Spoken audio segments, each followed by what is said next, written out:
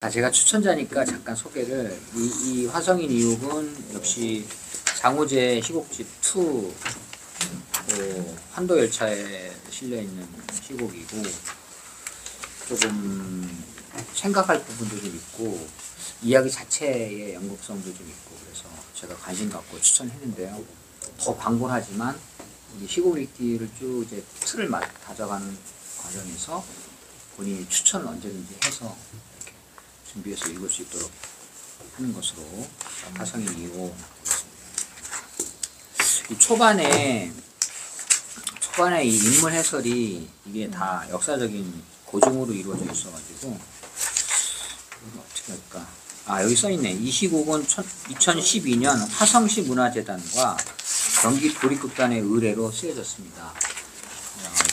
의뢰한 작품이기 때문에 경기 도립? 이게 무슨 별 마스 화성이 아니라 경기도 화성. 그 화성. 우리 그냥 화성인 이륙하면은 정조. 맞죠. 우주를 처음에. 네. 그래서 코믹하게 생각하면 그 장우재 작가의 그 코믹성도 좀 있고, 뭔가 장우재 작가가 참 이게 기록으로는 몇 줄 안 나와 있는 기록인데, 몇 줄 안 나와 있는 기록, 이 이옥이라는 인물에 대한 이야기를 했는데, 아무래도 우리는 또 공부를 하는 마음으로 여기 다 있죠. 여기 1번부터 이렇게 돌아가면서, 자, 등장인물 홍길주 20대, 금춘 박색 못난이 기생 20대, 정기수 무명 이야기꾼 30대, 이옥 30대, 정조 임금 40대, 홍석주는 이제 길주의 형 40대, 20살 차이 나는 형이죠. 그리고 뒤에 등장인물은 이렇게 나오고 있고요. 그래서 우리가 인물을 맡게 된다면 여기 앞에 있는 요 인물 중심으로 하면 될 것 같고, 중간에 한번 바꿀 수도 있을 것 같고, 여기는 뭐 캐스팅을 누가 한 게 아니니까 그냥 맡아서. 여자 남자 가려서 하는. 네, 길주가 여기 이옥은 1790년에 과거의 1차 관문인 생원시에 합격하였다. 성균관 동제로 들어가 대과 공부를 시작하지만 때마침 불어닥친 정조의 문체 반정으로 인해 타락한 문체를 쓰는 문제의 인물로 거론되었다. 반성문을 하루에 50수씩 지어 문체를 뜯어고친 연후에야 과거에 응시할 수 있는 벌을 받은 이후에도 정조로부터 문체가 이상하다 하여 과거에 응시하지 못하는 정벌을 당하였다가 군역에 강제로 복무케 하는 충군의 벌을 2차례나 받았다. 정조는 명말 청초에 유행하던 폐관소품의 문체를 모방하여 과거 시험을 치르는 것을 극도로 경계하여 문체 반증을 단행하였으며, 연안 박지원도 정조로부터 문체를 타락시킨 주범으로 거론되었다. 그러나 핵심 노론 집안인 연안 박지원에게는 반성문을 지어 올리면 벼슬을 주겠다는 관대한 보상책이 제시되었을 뿐이었다. 이후 이옥은 잘못된 글을 짓는다는 공식 낙인이 찍혀 과거 시험을 포기하고 고향 남양으로 낙향하여 지내다가 1815년 56세로 사망하였다. 그래서 홍길주, 이옥, 홍석주 이게 실존 인물이고, 나머지는 다 정조도 실존 인물이죠. 자, 때는 19세기 초, 곧 한양, 지금 경기도 화성 가는 길의 일원이고. 여기 있잖아요. 그럴까요? 여기 잠깐만요. 네. 그냥 제안인데 여기 여자가 한 명 나오잖아요. 주요 등장인물이. 네네네. 그럼 남자분 혼자시잖아요. 우리가 남자 거를 읽고 여자를 한번 하시는 건 어떠실까? 그래야 우리가 그냥 남자 역할을 다 하고 여기 거시기 했잖아요. 한번 재밌을 것 그거 같은데. 되게 이상한데? 알겠습니다. 아니 이상한지만 한번 해보자고 재밌지 네, 않을까? 네, 네. 도저히 이 작가가 싫어할 것 같아요. 그럴까? 네. 그냥 그냥 과장한 점 없이 같아요. 읽으시면 되잖아요. 네. 헷갈리니까. 그래서 길주부터 이게 쭉 나서서 누구 하고 싶은 사람. 누가 그럼 길주 누가 할까요? 뭐 순서대로 읽어 어떻게 돼? 그냥 누가 어떻게 읽을까? 순서대로 읽으면 네, 그냥 순서대로 돌아가면서 읽는 게 나을 것 같아. 길주하고 금춘, 전기수 이거네. 그다음에 이호, 정조하고 석주 이렇게 해주시면 됩니다. 그리고 좀 이따 바꾸면 되니까요. 그 어린 석주 한 사람 등장하면 되고, 기생 1, 2, 3도 우리가 이렇게 해주면 될게요. 기생 1, 2, 3. 전 이거 좀 많이 읽어가지고 내용을 알기 때문에 지금 아 벌써 설레이는데. 그래? 네, 그래서 그냥 이렇게 옆에 막 들어가주면 될 것 같아요. 자, 특히 1장이 이제 막 우리가 다 들어가줘야 될 것 같아요. 길쭉 빼고는. 자, 프롤로그 홍석주 왕명을 받는다. 석주. 근자의 서양 문물과 함께 들어온 헛된 문장들은 사람의 품행을 우스개로 삼아 400년 유구한 조선의 정신을 뿌리채 흔들고 험한케 하니 이에 흔들리는 조선의 문장을 바로 세우고자 이후로 이러한 글을 짓거나 유포하는 자를 철저히 가려내어 엄벌로 다스릴 것이다. 이는 반상이 구별 없이 철저히 시행될 터이니 이 점 특히 유념하라. 글을 짓거나 읽거나 전할 줄 아는 모든 이들은 부디 흔들리는 세상을 걱정하라. 네, 이렇게 프롤로그가 나오고. 자, 기생들 친구들과 함께 춤을 춘다. 건배. 건배. 친구 3주입니다. 루시아. 길주 끝내 말 안 할 텐가? 이렇게 기반까지 우리를 잡아끈 이유. 그냥 놀자고. 아니 그토록 책에만 빠져있더니 무슨 바람이 불어서 그래. 답답해서. 책 속에만 길이 있나? 거참 어제는 책 속에서는 자유가 있다더니 친구 4. 옆에 사각 깎던 금춘이 일어서려 한다. 박색이다. 누구냐? 누구냐? 지 맘이 뭔지도 모르면서 오동나무에 매화 타령은. 그래, 너 흉내내지 마. 우리는 그런 거 아주 식물이란 사람들이야. 그럼 양반님네는 자기 맘 다 알아요? 알고 살아요? 기생일. 야야! 아이고 서방님들 용서하세요. 너 인연 자꾸 귀엽다 하니까 됐고 내가 하나 할게. 노래는 아니고 시도 아니고 그냥 얘기. 쓸데없는 허허허 해. 한 기생이 있었다. 얼쑤. 그 이름이 뭐랄까. 수위를 둘러본다. 그래 금춘이라 하지 뭐. 금춘이라는 기생이 있었는데 한양에 그 아이의 용모와 기회가 한 시대의 최고였다. 멋져요. 자기 생각대로 살면서 세상에 연연하지 않는다는 거. 근데 어떻게 너 같은 애가 기생이 됐냐? 왜요?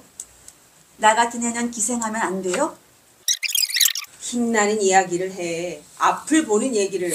아픈 개뿔 옆도 못 보는데. 아유 자식 말본새하고는 앞은 뒤에서 오는 거다. 고전을 모르고서 어찌. 시를 봐라.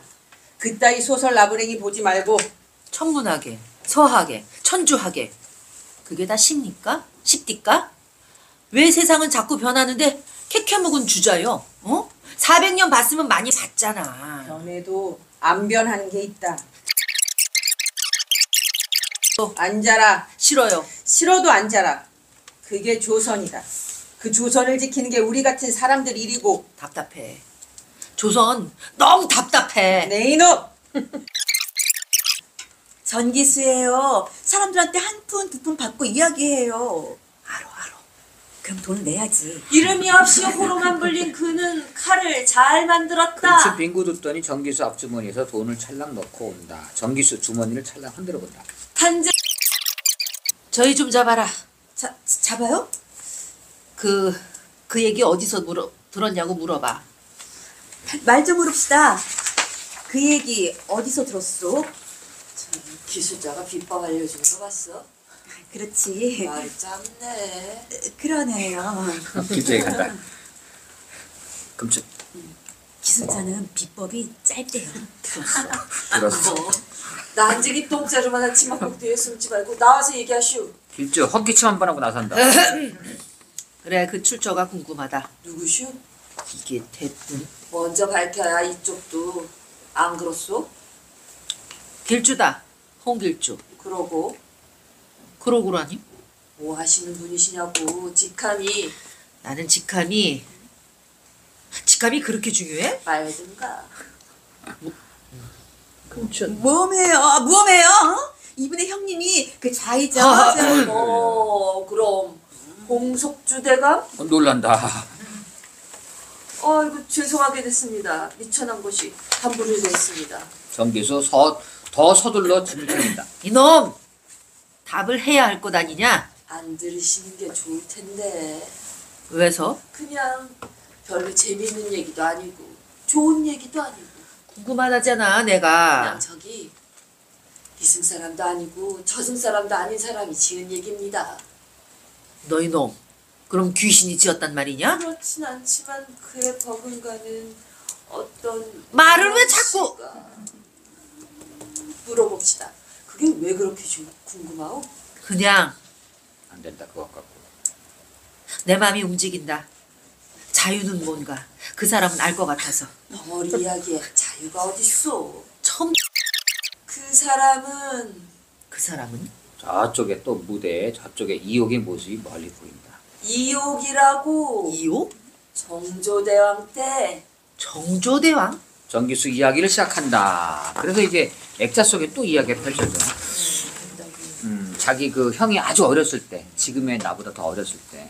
자, 3장 이야기 속의 성균관 앞마당에 유생들이 정렬했다. 유생 1, 2, 3 이렇게 세 분이 있어요. 네. 시작. 자기가 저작거리 얘기가 재밌긴 재밌지. 자네들 자기 아버지 머리를 대가리라고 부른 효자 얘기 아닌가? 뭔데? 이효기가 한 얘긴데 어느 날 효자가 있었는데 그 아버지가 머리가 아파서 약방에 다녀오라고 시켰거든. 시켰는데. 근데 병세를 설명해야 되는데 뭐라 잘 설명을 못 하겠거든. 그래서 온몸이 쏘삭쏘삭하면서 이빨이 딱딱딱하고 그리고 이 대가리가 막 뽀개지려고 한다고 그러고 말한 거거든. 그래서 그래서 이놈이 아버지 병세를 외우면서 그대로 약방에 전하려고 온몸이 쏘삭쏘삭 이빨이 딱딱딱 대가리가 그러다가 참 아버지 머리를 대가리라고 하면 안 되지. 안 되지. 그래서 몸이 쏘삭쏘삭 치아가 딱딱딱 머리가 부서질 듯 그렇게 외면서 약방까지 쏘삭쏘삭 딱딱딱 부서질 듯 쏘삭쏘삭 딱딱딱 그러다 도착했는데 턱 약방 영감이 어디가 아프냐 하니까 우리 아버지 대가리가 누구냐? 저기 뒷간에 자좀 킥킥. 누구냐? 이옥이라 하옵니다. 이게 네가 쓴 글이냐? 종이를 받아본다. 네. 읽어라. 여인네여, 여인네들이여. 차라리 가난한 집 여종이 될지언정 관리 아내는 되지 마소. 그대 남구는 성문 닫힐 무렵 겨우 집 돌아왔다가 새벽닭 울면 되돌아 나간다네. 여인네여, 여인네들이여. 차라리 관리 아내가 될지언정 군인의 아내는 되지 마소. 1년 360일에 100일은 빈방으로 지난다네. 이쪽 저쪽 킥킥댄다. 여인네여, 여인네들이여. 차라리 군인의 아내 될지언정 역관 아내는 되지 마소. 집안 가득 비단 있다 하여도 이불 속은 텅 비어 있다네. 다안 됐어요. 그만. 점점. 그게 글이냐? 그게 글이냐? 왜 그러냐? 점점. 정조. 넌 무슨 생각으로 그런 글을 썼느냐? 설마 날 능멸하는 등이냐? 천부당 만부당 하옵니다. 그럼 어찌하여 그런 글을 써? 이거야말로 안여자들이 쓰는 태간 잡기가 아니냐? 그걸 쓰고 나라를 다스리는 관리가 되겠다고? 과거를 봐? 말해보거라. 다시 쓰겠사옵니다. 그건 글이 아니야. 잡설일 뿐. 사람 마음을 흔들고 먹먹하게 하는 이야기, 그게 글이냐? 앞을 봐. 힘을 주어 글을 써. 그것이 배운 자들의 의무가 아니냐? 너를 포함한 성균관 유생 모두들은 앞으로 사륙문 50수를 지어 제출하고 이따위 문체는 깨끗이 씻어버리고 과거에 응시토록 하라. 알겠느냐? 예. 한 임금은 그래도 문체를 고치지 않는 이옥에게 화가 나 충군에 벌을 내리지요. 충군이 뭐예요? 병역을 산단 말이지. 군대 간다고. 일시적으로. 양반이. 양반이요? 그래. 양반이 창 들고 그러던 어느 날 임금은 나리의 형님 홍속주 대감을 데리고 밤길을 나섰는데 그곳이 규장각이었죠. 규장각 사서들이 불을 밝히고 은밀히 책을 보고 있다.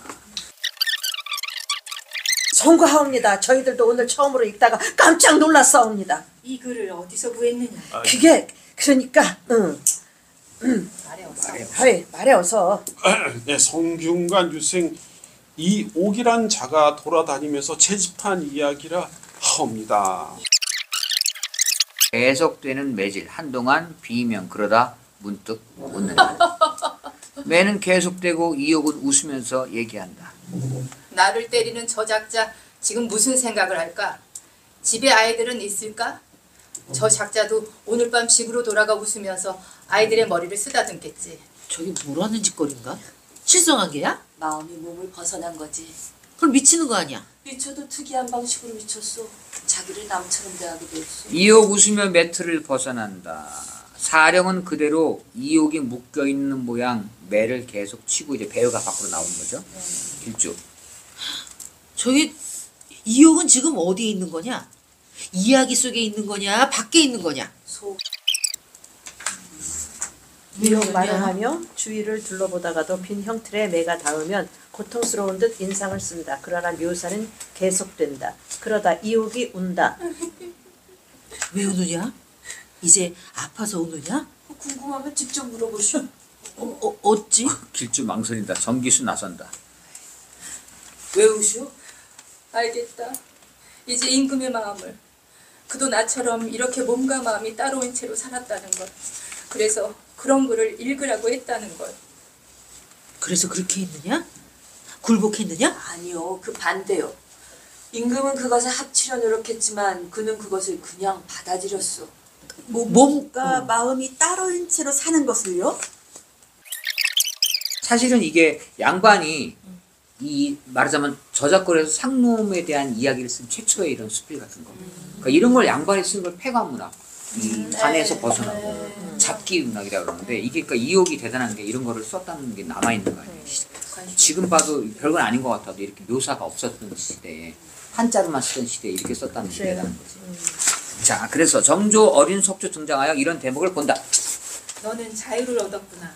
너는 이제 네 글 안에서 스스로 왕이 되었구나. 나는 궁성의 왕이고 너는 저작거리의 왕이다. 한 나라에 두 왕이 있을 순 없다. 다시 가거라. 더 멀리 가거라. 옷짐을 챙기는 이옥. 왜 당신이 떠나야 하오? 나는 없다. 없어졌다. 그래서 자유다. 이옥 나간다. 빌어먹을.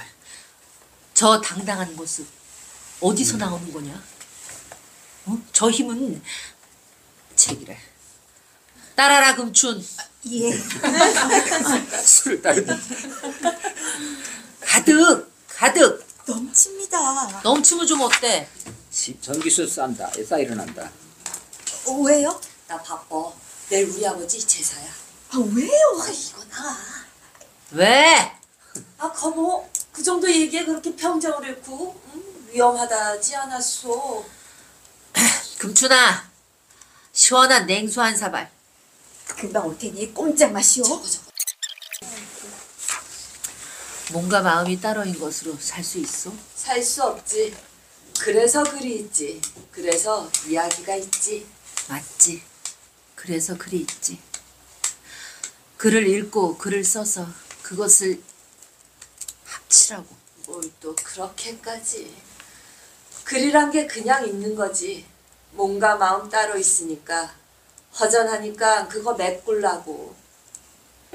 아이. 이제 난 가오. 나리도 그만 돌아가시오. 나는 평생 슬펐다. 나는 태어나면서부터 슬플 운명을 타고났다. 석주야, 사람이 슬픔에 빠지는 것을 막아라. 글로써 너는 그것을 그럴 수 있을 것이다. 그들이 어쩔 수 없이 그런 글을 쓴다는 건 나는 이해한다. 하지만 용납하지 못한다. 갈수록 그런 글을 쓰는 이들이 많아질 것이다. 대척점을 만들어라. 건강하고 강건하고 힘을 주는 이야기. 너는 이옥, 나는 그자를 사랑했다. 그래서 막았지만 오히려 더 튀었다. 그것조차 막을 순 없었다. 내 그것을 알고 있었다. 어린 석주 이옥에게 간다. 정조대왕께서는 당신을 사랑하셨소. 당신의 마음을 알고 있었소. 그 모든 것을 가시오. 멀리 한양에서 멀리. 나리 형님이 지키고 있는 도성에 이옥의 자리는 없소이다. 정조와 어린 석주 퇴장. 이옥은 그쪽을 향해 절을 하고 보찜을 연민다. 이옥은 임금을 생각하면서 그 얘기를 지었다 했소. 자기를 버린 임금을 생각하면서. 그런 임금을 한 번이라도 위로하고 싶다 했소. 이 책은 내 아버지가 평생을 쓴 문집이요. 이 문집을 일품으로 남기시며 당신이 바라보는 세상을 헤아리는 자가 있으면 전해주라 하셨소.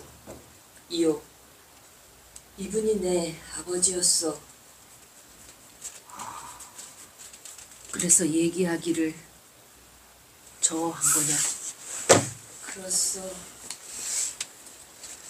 평생 여기 화성 땅에 살면서 억울해하는 나에게 그는 이렇게 얘기했소.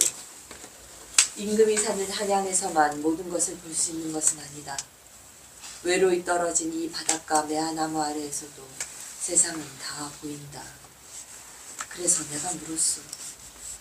사람들은 모두 어여쁜 꽃이 있는 곳으로만 가는데 아버지 홀로 외딴 바닷가에 있으니 아버지는 어찌해서 꽃에 그리 무심하세요? 그렇지 않다. 큰 은혜는 큰 은혜를 끊고 큰 자비는 자비를 끊고 큰 사랑은 사랑을 끊는 법이네. 또한 아버지는 또 이런 얘기도 했어. 이 꽃은 여기 그 옛날 당성에 자주 피는 상소화야. 그런데 말이야. 내가 이 꽃을 보고서 임금을 생각하면 얼마나 가슴이 아프냐. 하지만 내가 만일 한양에 가서 다시 임금의 얼굴을 보고 이 꽃을 생각한다면 그 마음이 어찌 아름답지 않겠느냐. 임금에게서 꽃을 보아라. 임금에게서 꽃을 보아라. 꽃에서 임금을 보지 말고. 꽃에서 임금을 보지 말고. 저기 보이는 당성이 그 옛날 고구려 땐 중국으로 가는 커다란 항구였지. 지금은 폐허가 다 됐지만 말이야. 내 눈엔 아직도 그 옛날 사람이 다 보인다. 사람들이, 주름이 보인다. 사람에게서 사람을 보아라. 사람에게서 사람을 보아라. 네, 감사합니다. 지금 대신해 줬어요. 들어가려 한다. 이름이 뭐요? 나는 이름을 버렸어. 이름을 버리다니? 나는 내 아버지 유혹이 남긴 그림자일 뿐이야. 길주는 생각한다. 그의 생각 속에서 그 옛날에 그곳 당성을 드나들었던 무수한 사람들이 나온다. 선비가 대장장이로 기생이 야채를 이고 어린 석주가 팔초를 들고 정조가 고기를 들고 이를 이옥은 책을 펴들고 또 기록한다. 길주가 금춘에게 다가간다. 피우던 담배를 건넨다. 막 잠깐 쉬었다가 또 우리 토론하죠.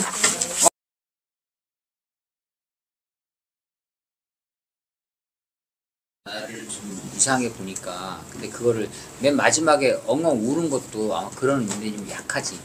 사람에게서 사랑을 본다 이 말을 듣고 엉엉 우는 게 고마워서 눈물 흘리는 건지.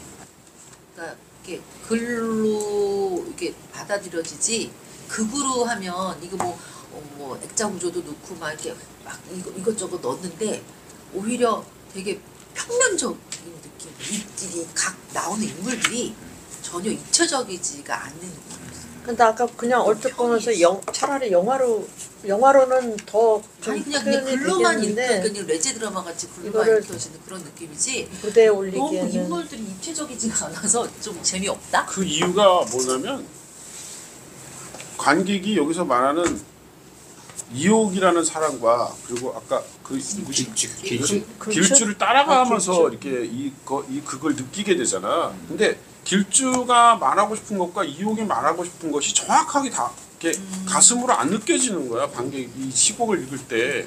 그러니까 따라가지를 못하는 거지. 왜 저러지 왜 저러지. 그러니까 대강은 알겠는데 대강만. 막말로 햄리처럼 죽느냐 사느냐 이것이 저 새끼 저게 문제구나 이렇게 따라가야 되는데 그렇잖아. 햄릿이 나와서 죽느냐 햄릿도 처음에는 그래 뭐 궁에 나와서 뭐 아들아 뭐 어쩌고 저게 무슨 얘기야 그러다가 사실은 어느 순간에 죽느냐 사느냐 이것이 문제. 저게 문제구나 저걸 하고 싶구나 하면서 이렇게 따라가는데 이게 지금 관객 입장 따라가야 될 맥락이 정확히 와닿지 않아. 그래서 더 이제 그게 연극적으로 따라가기가 힘들다 보니까 그림도 더 안 그려지는 거예요 사실. 사건의 스토리가 없어요. 뭔가 확실한. 그냥 주저리 얘기하고 설명하고 알아서 이해하는 건가. 너는 이런 게 좋다며. 얘기 좀 해봐. 요즘. 이게 평면적이다라고 하는 것은 그러니까 이제 현대 연극이랑은 달리 이제 고대 그리스 극을 보면 그게 다 2인극 같거든.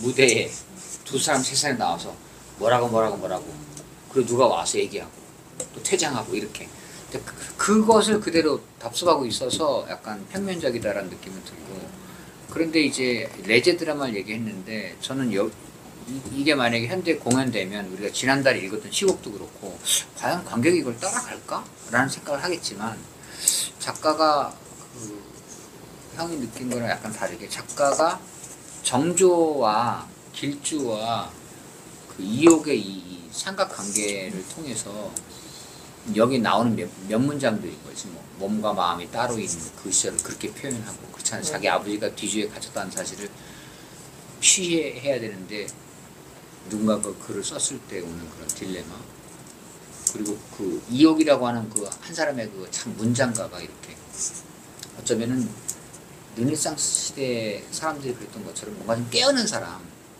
뭔가 깨어난 사람의 하나의 일대기 같은 느낌이 드는데 미진하지 사실 그것도 이옥을 더 느끼게 했으면 좋겠지만 그냥 에피소드처럼 끝나서 좀 그렇지만 우리가 이게 장면 빠르고 뭔가 연극적이고 막 갈등의 이런 식상한 연극들 우리가 그동안 20-30년 동안 늘 봐왔던 연극들하고 좀 다른 것들을 일단 좀 찾아서 하려고 이제 나름대로 선정을 한 것이고 근데 내가 뭐 좋은 연극을 추구를 하긴 하지만 이제 들어보니까 또 다른 얘기가 있네. 지난번에도 의욕적으로 뭘 하려다가 굿피플 갖고 왔는데 뭐야 이거. 그래, 좋았어요. 그래서, 저는 개인적으로 되게 캐릭터도 살아있고 재밌었지. 네. 그래요. 그게 이제 전형적인 그 헐리우드 스타일의 갈등 네. 스토리 확실하게 참여한 그 출생의 비밀 막 이런 거. 그러니까 이 작품이 만약에 이제 된다면 대극장에서 그림으로. 연출이 얼마나 여백을 살리면서 그러니까 여백 속에서 흐름 그러니까 시대가 흐르고 그 여백 속에 인간이 흐르면서 인간들이 어떻게 보면 약간 관념적인 고민들을 하는 거 아니야? 이렇게 쫙 드러나지 않을까? 그치, 길주가 싫은 거야. 지금 시대가 어느 때인데 나보고 사서삼경을 또 읽으라고 그러고 막. 난 싫어요 이런 어떤 되게 반응이. 의외였던 게 정조의 되게 실용주의자인 줄 알았는데 그 사람도 어쩔 수 역시나 없이 자기가 왕이란 이유로 그렇게 그걸 강요하잖아 이용한테 그렇게 살면 안 된다고.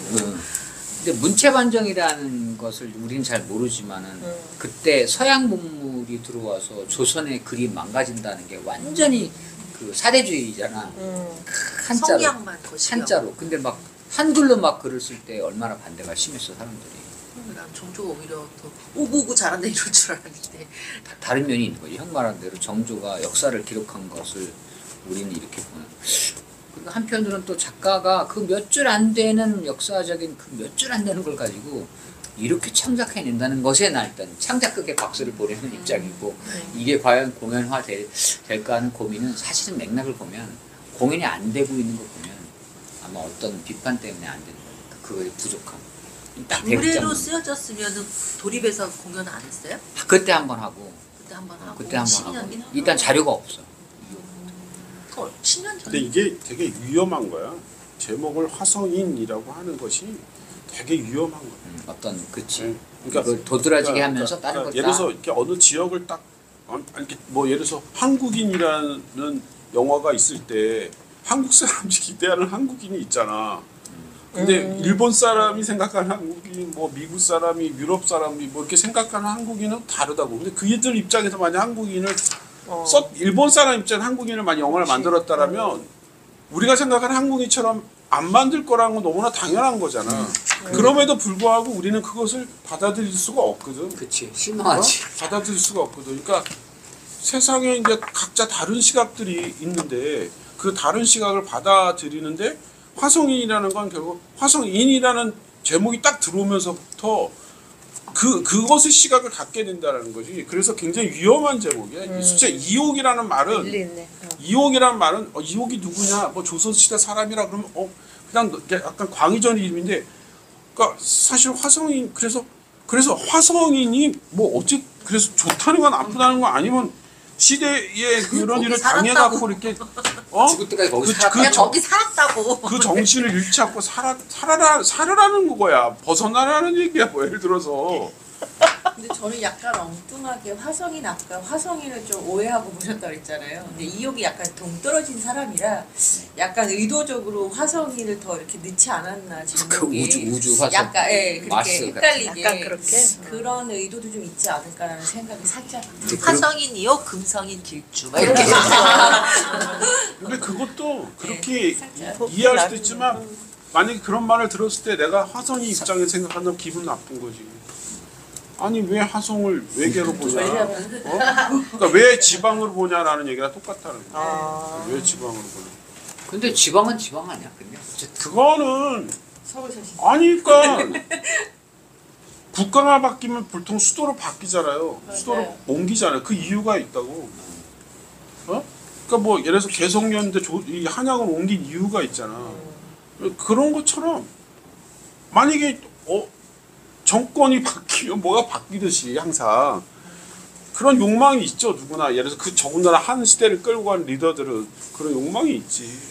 한국적인 정서를 담고 예전에 뭐 허생동 마당극 뭐 이런 거 보면은 막 우리나라의 그 정서와 그런 극이 있잖아. 약간 시적으로 이어져 있는 대사를 보면 굉장히 천천히 그 음미를 하면서 그런 것들도 저는 그냥 그려지면서 동양적인 네네 조선시대 네. 오래간만에 간만에 사극. 네네 그런 뭐 스토리보다는 그냥 이제 그거 생각했을 때 아 한국적인 게 정말 좋구나 뭐 이런 또 다른 의견. 나는 장우재 작가가 글을 잘 쓴다고 생각하거든.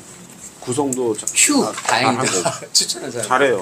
그러니까 근데 이걸 이제 연출적으로 보면 사실 극 속에 또 극 속에 그리고 뭐 죽은 사람 산 사람 막 섞이고 근데 그것이 크게 이렇게 뭐 도드라지지 않게 흘러가고 있잖아. 그러니까 그것이 이제 약간 작가의 필력이지 사실은. 그 필력이 없다면 이렇게 되기가 쉽지 않거든. 근데 이제 과연 이것이 현재 동시대 관객들한테 만약에 그러니까 경기도 사람이 아닌 다른 관객들이 볼 때 어떤 지점에서 봐야 될까라는 그런 포인트를 정말 잘 살리는 게 한 예로 옛날에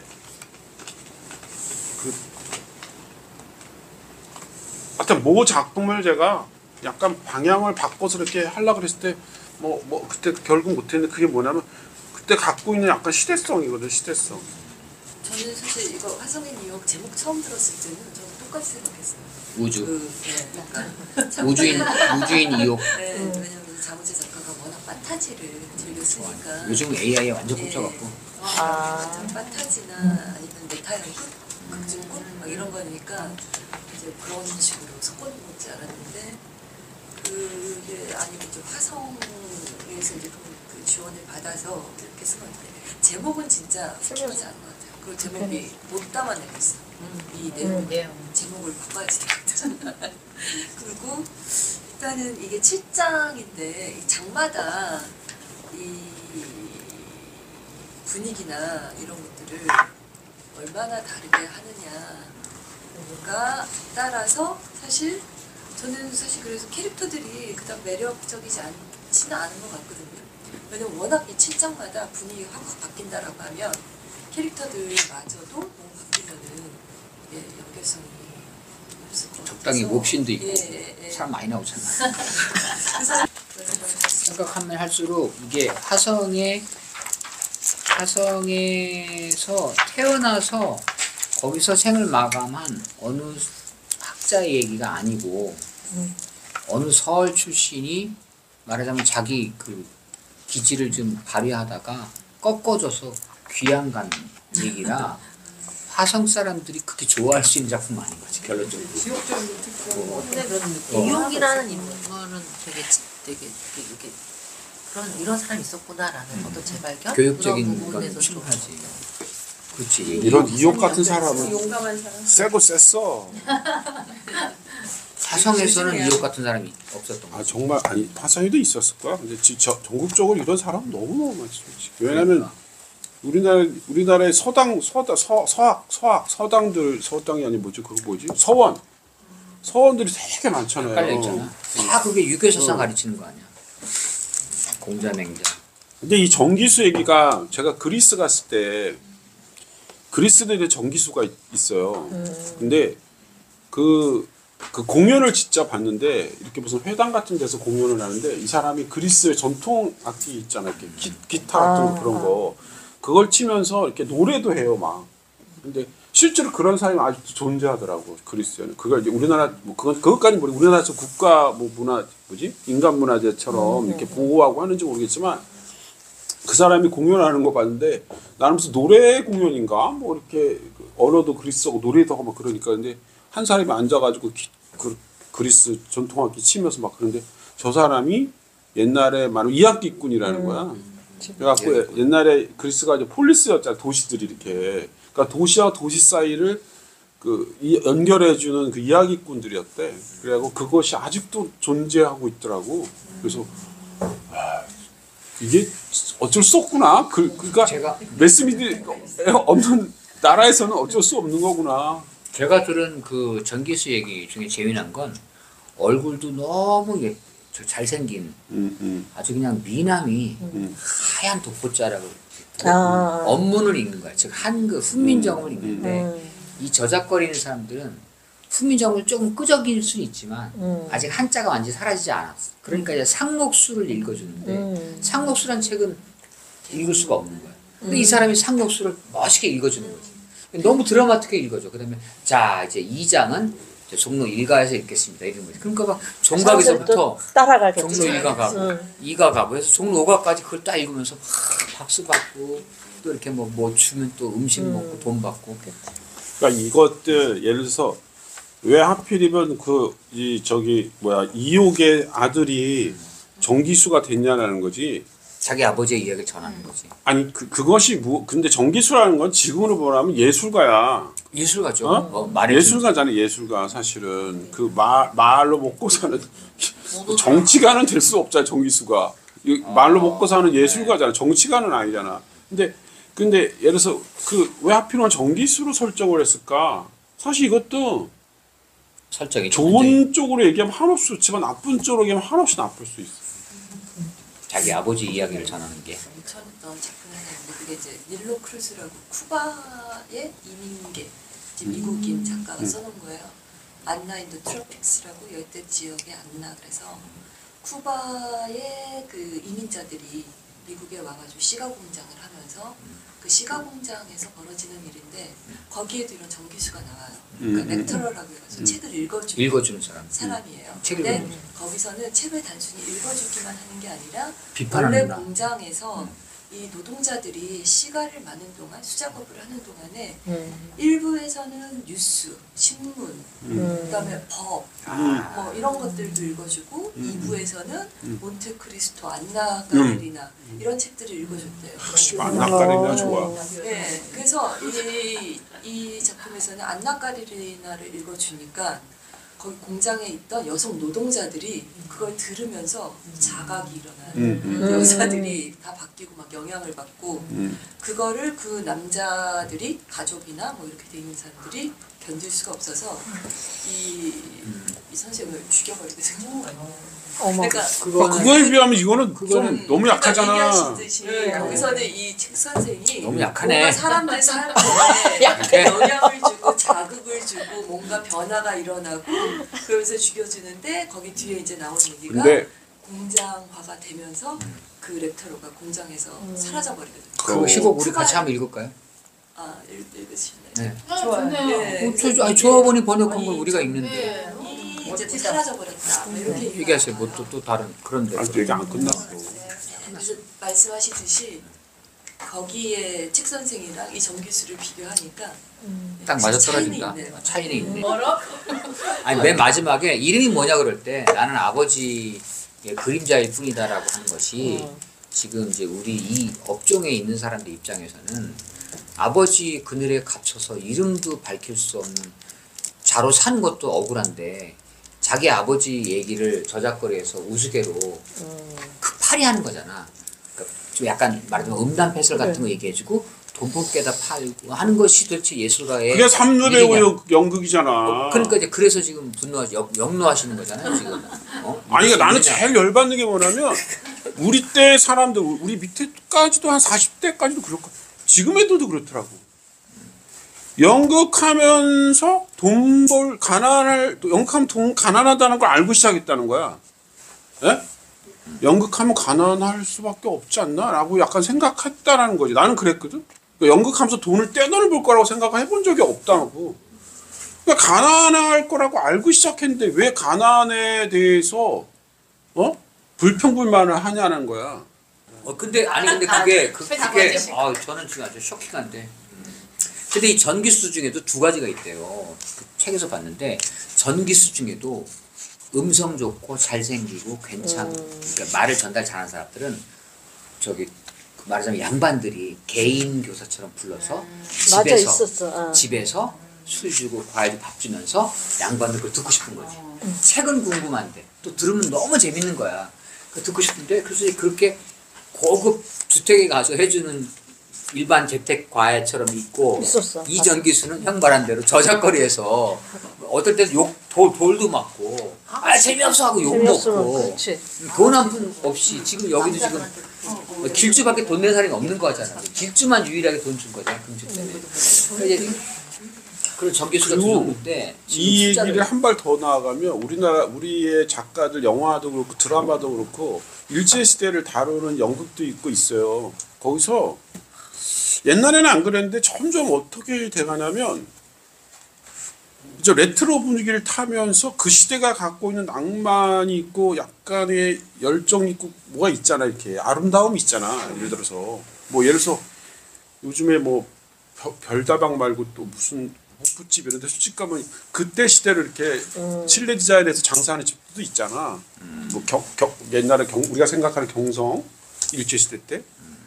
근데 딱지 같이 옛날 그거 놓고 마치 요즘으로 얘기하면 그런 거야. 예를 들어서 우리가 그러잖아. 나이키 이런 거 이런 거 얘기할 때 나이키를 커피 공정무역 얘기해. 커피 만드는 사람들 얼마나 힘들고 가난하냐. 나이키 신발 만드는 얼마나 가난하면 우리가 나이키를 신잖아.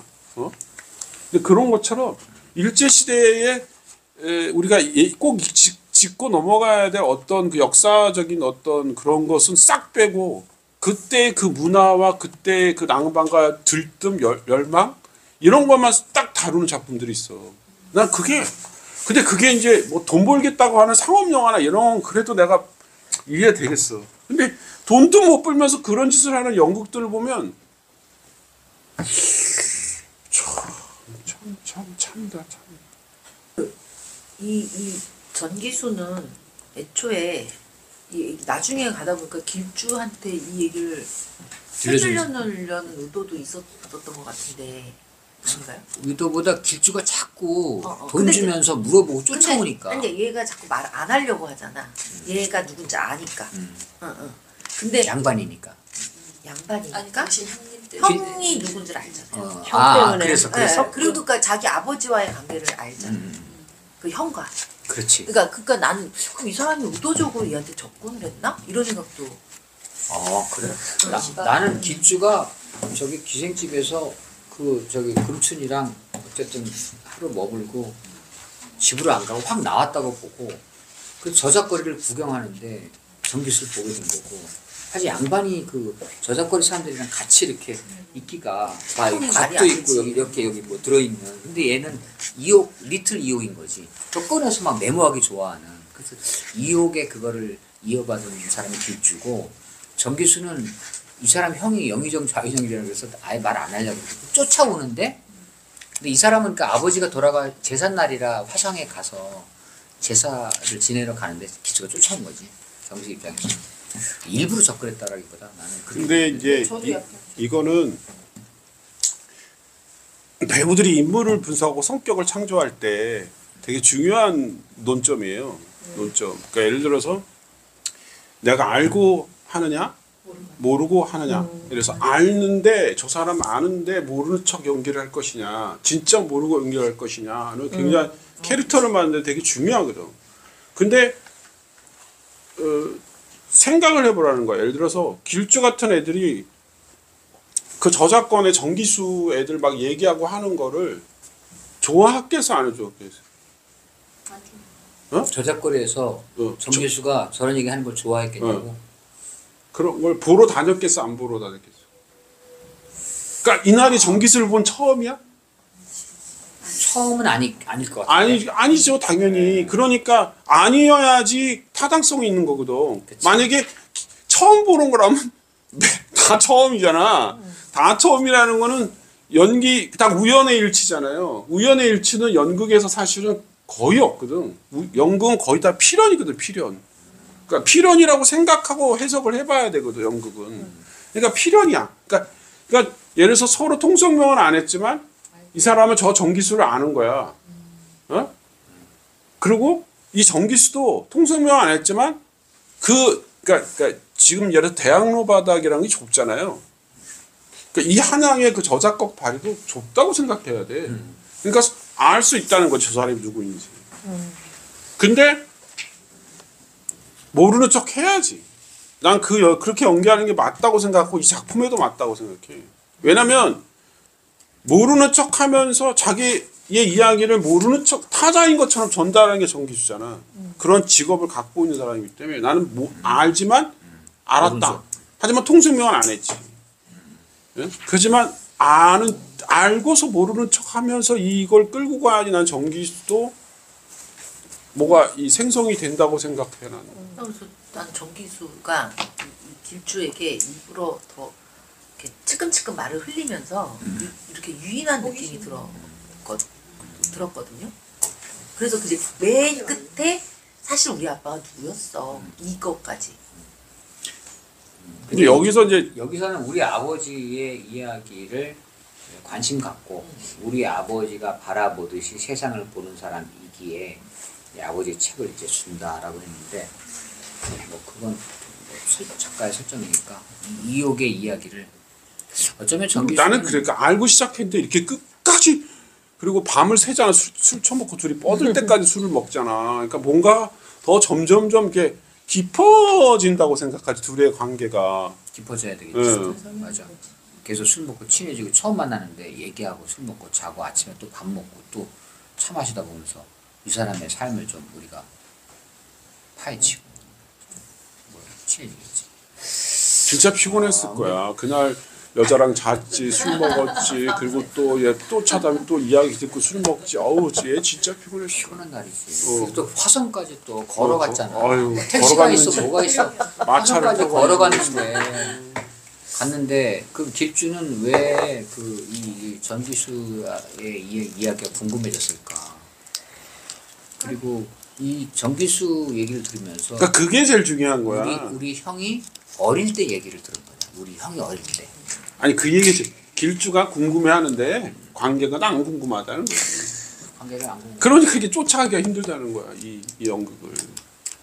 그러네. 그러니까 엑스칼리버라는 그런 식의 상징이 있잖아. 칼을 뽑는 자가 너무 명확하잖아. 누가 딱 나타나기만 하면 제가 부를까 말까? 예를 들어서 근데 칼을 바위에서 뽑는 사람이 왕이 되는데 이제 무엇이 쟤를 통해서 뭐가 그걸 따라가잖아. 그러니까 그런 거에 비하면 여기서는 길줄을 쫓아 같이 따라가기가 힘든 거지. 길주가 그런 뭘 줘야 되는데 관객한테 따라갈 만한 그걸 못 주고 있는 거지. 장우희 작가가 우리 유튜브 꼭 네? 다시 한번. 마지막에 정기수가 이옥은 임금을 사랑하였소. 이게 무슨? 그게 이것도 이제 사대부 같은 느낌인데 저는 어떻게 해석했냐면 사실은 정조가 조금만 봐줬어도 이옥이 그렇게 고초를 당하지 않았겠지. 그러니까 4 곱하기 46이니까 한자로만 4자를 써서 6줄을 써서 시를 내는 거 엄청난 괴로운 일이고 이 양반을 권장을 친다는 건 정말 치욕도 그런 치욕이 없고 그대로 맞으면 사람이 거의 죽게 되는 한 10대만 맞아도 죽게 되는 그런 형벌을 받는 이 이옥 아버지를 생각했을 때 어쩌면 정조가 우리 아버지를 조금만 이렇게 케어해줬어도 괜찮았을 텐데. 그러니까 여기서 그러니까 그렇게 해석이 되는 건지. 저는 이 해석에 동의하지 않아요. 고초를 당했음에도 불구하고 왕을 사랑했다라고 얘기하는 게 그런 그러니까 내 얘기 그렇게 정조에게 내침을 당했는데 다 그냥 그 충정심을 말하는 거 아닐까요? 양반들의 충정심. 사랑하는 거에 대해서 저는 그 이욕하고 왕하고의 그 성향은 너무 같으나 위치가 틀려서 그거는 통했는데 자기는 표현하지 못한 걸 얘가 막 하고 다니는 게 이 시대에 위험하기 때문에 막아주고 싶었던 그 왕의 마음을 알아서 그런 건 아닐까 약간 그런 그게 쪽으로 작가가 생각한 건 이욕은 임금을 이해했어. 예, 그러니까 예. 정조도 자기 아버지의 그 비참한 죽음에 대해서 사실을 말 못하고 전기수도 자기 아버지의 이 억울한 거를 사실을 말 못하면서 아버지가 쓴 근데 이야기를 전해준 이게 왜 문제냐면요. 우리는 사육신을 알거든. 우리는 사육신을 안다고. 아니요 하고 죽는 사람을 안다는 거예요. 근데 이옥이 여기 나오는 거에서 곤장 맞고 웃잖아. 웃고 나서 깨달았다 그러잖아.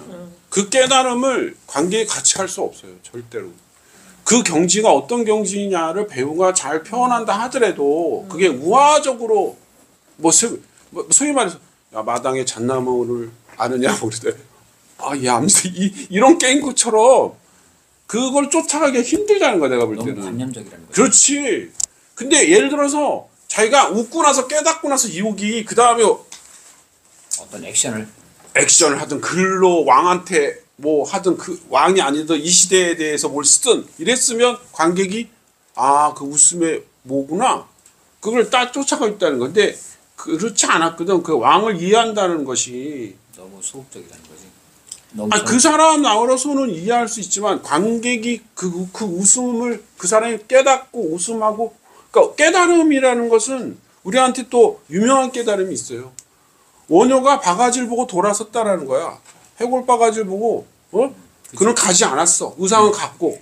그게 깨달음 얘기할 때 항상 얘기하는 얘기라고. 근데 얘는 뭐냐는 거야. 그 비유가 없다는 거지. 있어? 아니요. 아니 질문이에요. 없잖아. 그러니까 근데 이제 이게 마음에 관객이 드는 것도 들고 와. 다음 휴업 3월달에 휴업 엄청 지금 머릿속에. 좀 똑똑한 것 같아요. 아버지가 좀 드러내지 못하는 그 시대 반영을 자기가 어쨌든 삼류로 표현을 하든 뭐라든 아버지 얘기 계속 꺼낸다는 거. 사람이잖아요. 그 비루하고 비참하고 소극적인 태도에 대한 그러니까 그것도 비판적으로 얘기하면 어떻게 되냐면 예를 들어서 우리가 미국이 우리나라를 점령했을 때 카투사들이 있었어요. 자기가 몸을 팔아서 그 번 돈으로 생활을 해. 그러니까 우리가 창녀들에 대해서 어떻게 볼 것이냐. 사실 이것에 대해서도 뭐 각자 생각이 다르겠죠. 근데 그러니까 몸만 파는 게 창녀가 아니라는 거예요. 우리가 몸을 파는 게 꼭 창녀라고 생각하는데 사실 나는 정신을 파는 것도 창녀라는 거지. 근데 정기수가 자기 아버지의 역사를 통해서 돈을 벌어. 길거리에서 그 얘기를 하면서 돈을 벌어. 근데 과연 그 돈으로 뭘 하냐는 거야. 없어. 또 얘기를 할까? 없어. 그 돈으로 뭘 하느냐 중요해. 먹고 살지. 아니 그러니까 봐. 뭘 하느냐가 중요한 게 아니라. 너무 가난하니까. 그러니까 봐봐. 그거 너무나 가난하다는 게 어디 있어? 아버지가 이렇게 시골에 살아서 왜? 너무나 가난하다는 게 어디 있어? 그 전기수 정도면 가난하지 않을까요? 너는 아까 그랬다며. 전기수는 예를 들어서 뭐야? 부자 전기수 있고 가난한 전기수. 그래. 그리고 장난에 우리 어렸을 적에 이거 뭐 하시는 분들 와서 하면 그들이 힘들다는 건 알지만 찢어지게 가난하지 않아. 전기수의 자기의 아버지의 역사를 전기수라는 기능적으로 장터에서 말해서 그걸 먹고 사는 그 사람의 그게 나쁘다는 게 아니라 그 사람의 슬픔이 있냐는 거야 여기서. 그러니까 그 의도가 분명하게 드러나지 않아. 그러니까 슬픔이 없다는 거지. 그러니까 이게 게임이 안 된다는 거야. 그래서 자기 누구야 길주인가? 길주와 정기수의 이 언쟁에서 게임이 안 된다는 거야. 게임이. 그러니까 예를 들어서 그런 거 아니야. 뭐 아니 예를 들어서 아니 그거 아니야. 예를 들어서 아니 어떤 대통령이 와서 연극하느라고 힘드시죠?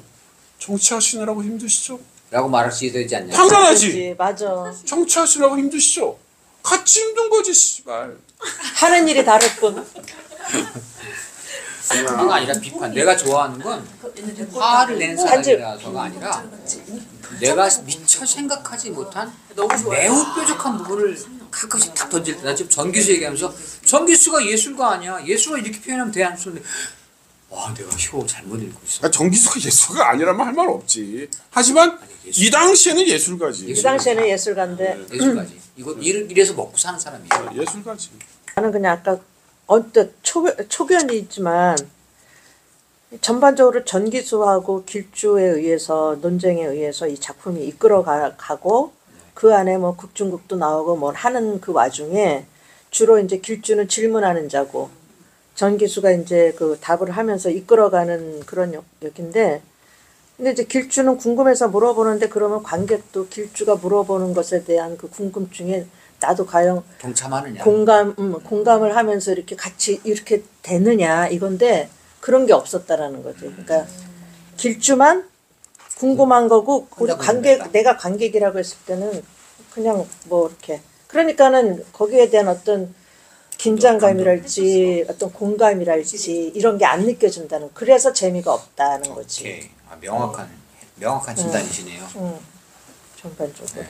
그래서 우리가 근데 나는 금춘이 참 마음에 들어.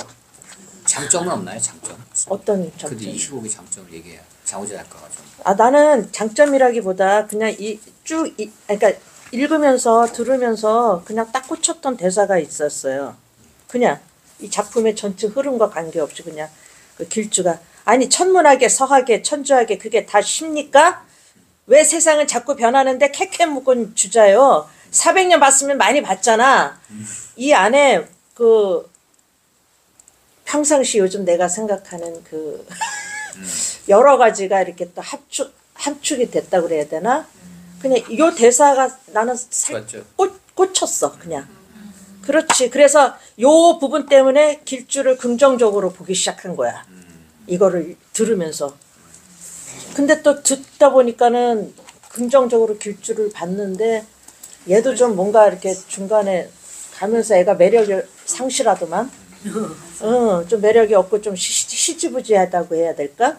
뭐 그런 거고, 차라리 어찌 보면은 금춘이 하는 대사나 길주가 금춘이를 대하는 태도나 또 금춘이가 중간중간에 어찌 보면은 그 약간 웃을 수도 있는데 그 말 속에 다 뼈가 들어가 있는 그런 느낌도 살짝 있으면서 오히려 포커스가 마치 그 금춘이가 나는 저 주인공 같아. 그래서 오히려 그러기엔 좀 더 비중이 그러니까 뭐 양반들도 자기 글을 하고 자기 말 하나에 이렇게 대들 수 있는 초반 부분 너무 마음에 들었던. 자, 이제 금춘이가 어떤 인물일까? 그러니까 처음에는 처음부터는 금춘이도 굉장히 나로 하여금 내가 보기에 이렇게 뭐랄까 이렇게 기대감을 주는 인물이기도 하고 길주도 기대감을 줬는데 뭔가 이렇게 가면서 이렇게 별로 안 궁금해지는 그런 느낌이 들면서, 그래서 결론적으로는 나는 개인적으로 그리고 이제 그러면 그래도 오늘 그 장점, 내가 이 시간에 여기 와가지고 읽었어의 장점은 잊혀져가는 우리나라 말을 별로 요즘같이 맨날 그 너무 말이 짧잖아. 짧은 것도 짧은 거 생략되고, 그래서 그것도 참 익숙하지 않은데 그런 속에서 좀 익숙해질라나 어쩔래나 하다가 보다가 갑자기 이 말들을 이렇게 또 쫙 펼쳐진 말들을 읽으려니까 저기 연극 처음 하는 사람이 셰익스피어 작품 읽을 때 그 운율을 타면서 그 고체 뭐 이런 거를 읽을 때 어려움 느껴지는 그런 감정들 읽으면서 입에 붙지 않는 왠지 낯설은, 이게 사실 우리나라 옛날부터 나와져 있던 말들이었는데 정작 나도 배우랍시고 읽는데 왜 이렇게 낯선 건지, 그러면서 좀 그런 면에 있어서는 새로웠다. 그런 면에서 작품에 대한 호감도는 좀 별로고. 나 그거 그거는 내가 편집해도 내 얘기는 들어갈 거예요. 그럼 어쩔 수 없어. 개인 채널이니까. 금춘. 난 내 할 말 하겠다.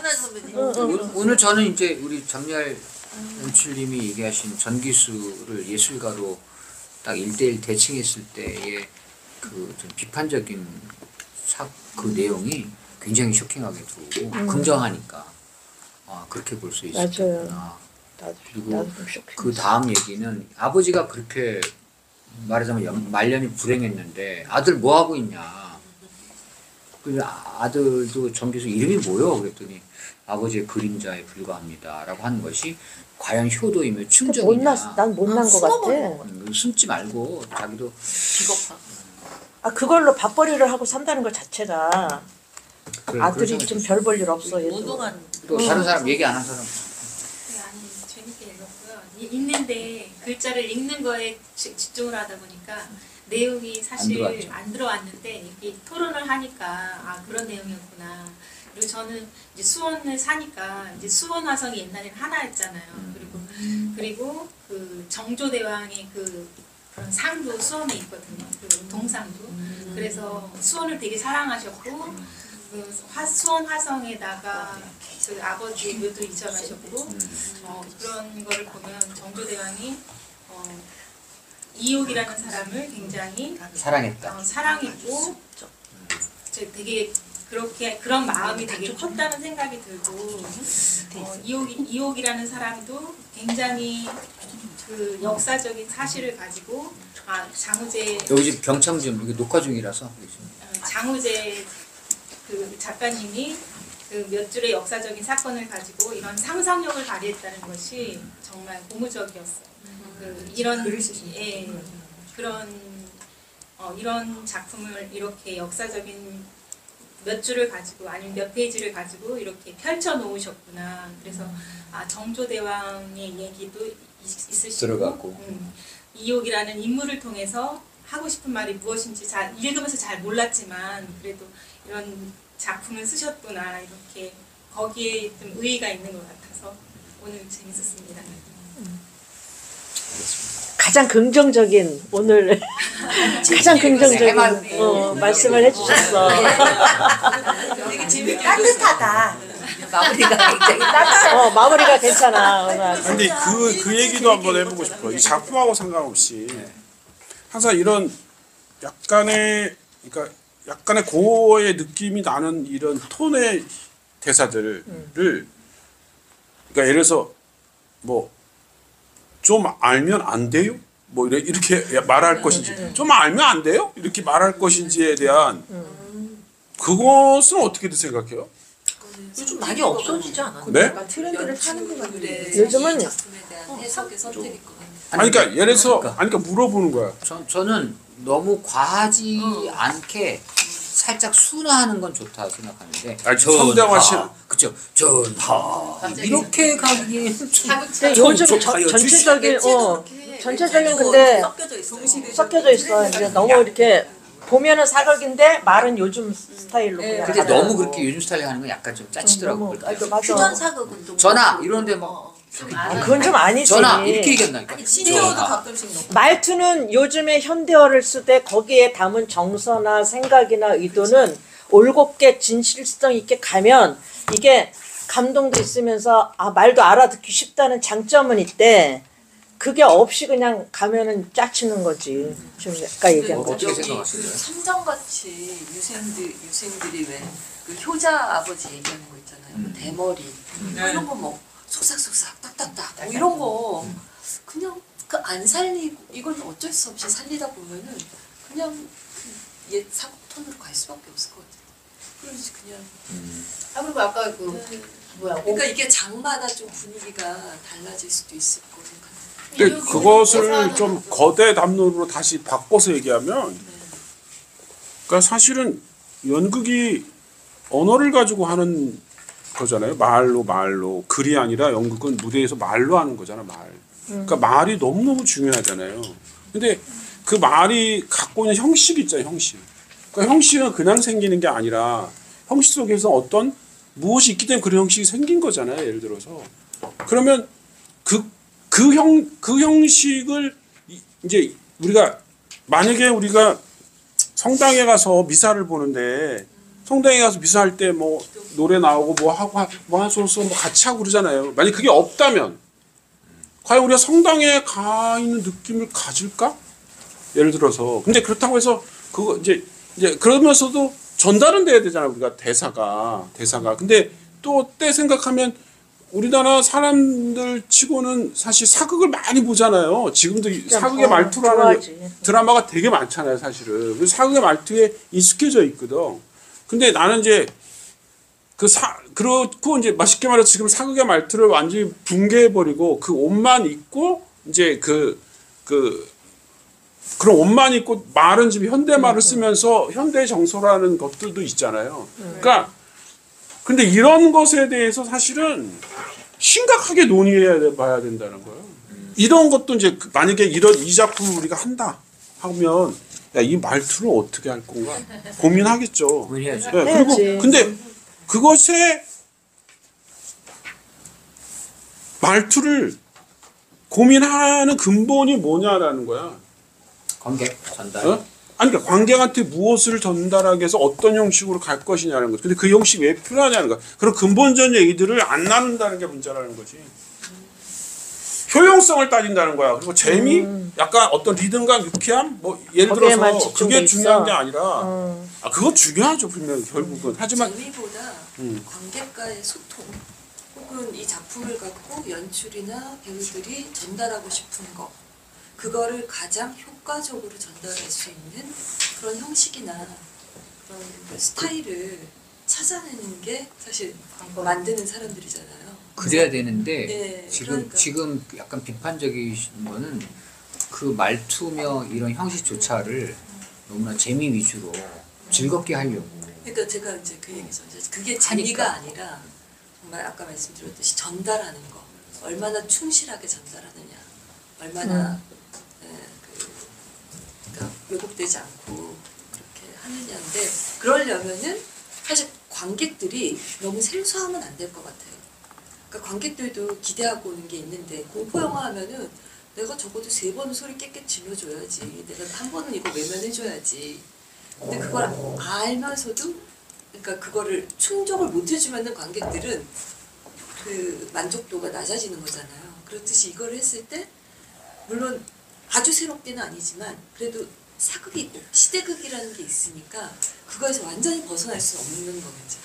그러려면은 시대극으로 만드는 거에 대한 어떻게 얘기할 때 뭔가 스타일이라든지 그런 것들에 대해서 충분히 다 알고 근데 그거를 비틀어서 관객들이 그거를 봤을 때 신선하네? 재밌네? 이렇게 느끼게 해줘야지 그거 깡그리나 무시 나는 이거는 그냥 새롭게. 현대적으로 이렇게 하면은 새로운 게 아니라 이상하게 돼버릴 것 같다는 생각이 기본이 돼 있는 상황에서 그걸 틀어줘야 되는 게 약간 사실 저는 뭐가 옳고 그른 게 아니라 근데 또 한편으로는 네.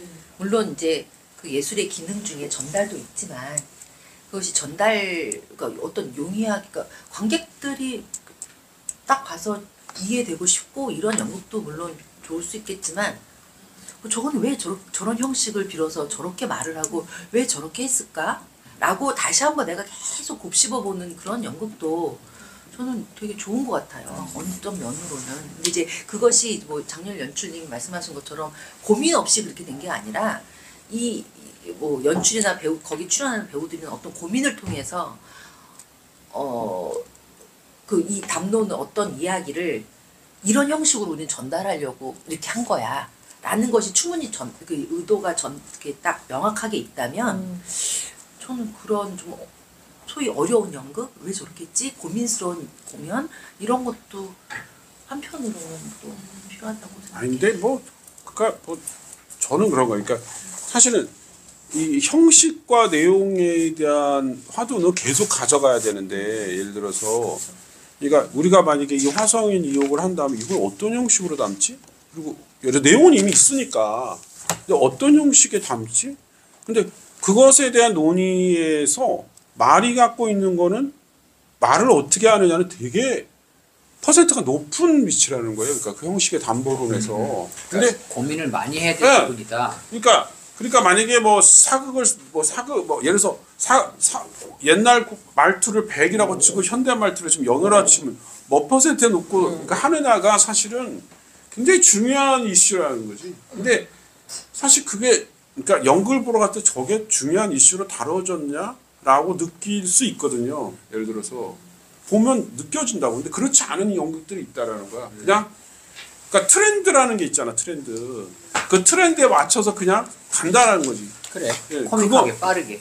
그것만이 답은 아니라는 거지 정말. 또 연출님은 사투리 예를 들어서 사투리 연극이나 했을 때 그 예를 들어 뭐 아니 저건 저 전라도만 아니야 뭐 라던가 뭐 이렇게 따진 사람들도 있잖아요. 그런 부분에 대해서는 어떻게 생각하세요? 그러니까 그걸 충분히 고증을 통해서 정확하게 그 사투리를 정확하게 써야 되는 건지 아니면 사투리는 그냥 그릇이고 내 정서를 더 표현하는 게 중요한 건지 그냥 이거 좀 덜 하더라도 예술은 가짜예요. 그것을 예술은 뭐 보존하는 거, 뭘 보존하고 뭐 이렇게 그 전통이 아니야. 예술은 사실 뭘 가지고 와서 뭘 가져오긴 가져와야지. 그냥 없이는 할 수 없어요. 가져와서 그걸 쓸 때 그러니까 그게 똑같은 거예요. 그걸 100% 정확하게 하냐 안 하냐도 지금 우리가 한 얘기인 것처럼 그 팀이 도대체 어떤 정신으로 그렇게 했냐라는 거지. 그게 없이 그냥 한 개인한테 그 정확하게 못해. 뭐 이렇게 얘기하는 거는 되게 문제라는 거예요. 그걸 한 배우한테 그걸 그러니까 야 사투리를 왜 정확하게 못해? 이렇게 그렇지. 말하는 말하는 건 문제라는. 왜 그럼 아니 그 사투리 잘하는 배우를 캐스팅해야지. 처음부터 그렇지 않았잖아. 그런 컨디셔닝 배우가 먼저 왔잖아. 그럼 그 사람 나름대로 노력을 하겠지. 근데 그 사람이 아무리 노력한다라고 해서 30년, 50년 거바닥에 산 사람하고 똑같이 말을 할 수 없지. 그건 너무나 당연한 거지. 그건 이미 우리가 갖고 있는 컨디션이라는 거지. 그 컨디션을 놓고 그 다음 얘기를 해야 되는 거지. 근데 그 다음 얘기에서 배우가 쫄 필요 없죠. 나는 맨날 얘기하는 게 캐스팅을 한 이상은 같은 동지예요. 갑을이 아니라는 거야. 연출이 캐스팅하기 전까지는 갑일 수 있어. 캐스팅의 권한이 있으니까. 예를 들어 쟤는 아니야. 쟤는 좋아. 그럼 캐스팅을 하는 순간은 사실 어떻게 보면 저 배우가 갑이야. 그 역할을 잘해주면 내 연극이 좋은 거고 저 배우가 마음이 삐딱해갖고 아씨 이러면 내 연극이 박살나는 연출 입장에서 자르면 되잖아. 자르기도 쉽지 않지. 쉽지 않지. 그러니까 시간이라는 게 그러니까 사실은 그것도 결국은 캐스팅을 한 이유는 동지적인 입장에서 너 왜 사투리 못해? 이런 말을 하는 건 연출이 굉장히 바보 같은 얘기죠. 자기 책임을 회피하는 거지. 자기가 선택하는 건데. 그래서 저는 그러니까 그러니까 아까 말씀하셨듯이 스타일이나 윤곽이나 나는 이거를 어떻게 하겠다라는 딱 그 틀과 이 집을 연출이 제시를 해주면 배우들은 그 안에서 놀 수는 있을 것 같아요. 근데 그게 아니고 정말 이건 사극이야? 뭐 이건 뭐야? 뭐 사극이지만 사극 같지 않게 할 거야? 사극이지만 어떤 거는 사극인 듯하고 어떤 거는 그냥 요즘 하는 그런 트렌드로 갈 거야? 뭐 이렇게 얘기하면 이거 이제 그 안에서 배우들이 수행을 할 때 너무 힘들다는 거죠. 그러니까 뭔가 명확하게 구체적으로 근데 제시를 이제 해주고 그 안에서 거꾸로 얘기하면 아닌가요? 아니 그게 틀렸다는 게 아니에요. 네. 예를 들어서 이제 만약에 우리가 뭐 10년 이상 같이 작업을 쫙 해왔어. 어? 그래서 저 연출의 스타일을 알아. 그리고 배우들도 다 알아. 근데 어느 날 연출이 이번에 새로운 거 하고 싶어. 새로운 거 만들고 싶어. 새로운 형식 하고 싶어. 근데 자기도 잘 몰라. 새로운 거. 왜? 모를 수 있잖아. 자기한테도 새로운 건데 단지 우리가 여태까지 해왔던 거랑은 다른 거 하고 싶어. 어? 근데 거기에 단지 우리가 해왔던 거랑 다른 거라는 전제가 있다라는 거야. 우리가 같이 해왔기 때문에 안다는 거지. 그러니까 뭘 할 때, 야, 그건 우리가 해왔던 거잖아. 그거 말고 다르게 라고 할 수 있죠. 근데 이제 생판 처음 만나는 사람끼리 또 거꾸로 어떤 문제가 있냐면 생판 처음 만나는 사람끼리 난 집을 짓고 싶어요. 근데 이 집이 딱 3명이 사는 집인데 네모난 집은 아니고 세모난 집이고 그리고 안에 내장재는 뭐 벽돌이 아니고 집으로 만들고 싶고 뭐 그렇게 세세하게 얘기해. 그런다고 한들 알아요? 몰라요.